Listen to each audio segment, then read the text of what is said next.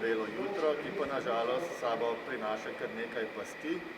Ena takšnih so spolzka tla, zaradi katerih pričakujemo večje število padcev in zdrsov.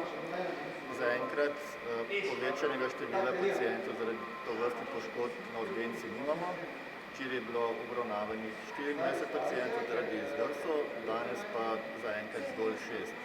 Glede, da pacienti upoštevajo naša navodila oziroma priporočila, naj v času epidemije ostajajo doma in naj se izogibajo aktivnostim, kjer bi lahko prišlo do kakšnih nepotrebnih poškodb. Jaz prosim ljudi, da še naprej upoštevajo ta navodila, zaradi tega, ker so kapacitete travmatološke klinike precej zmanjšane zaradi odhoda osebja na oddelke s covidom in bi prosil, naj se izogibajo dodatnemu prilivu teh pacientov.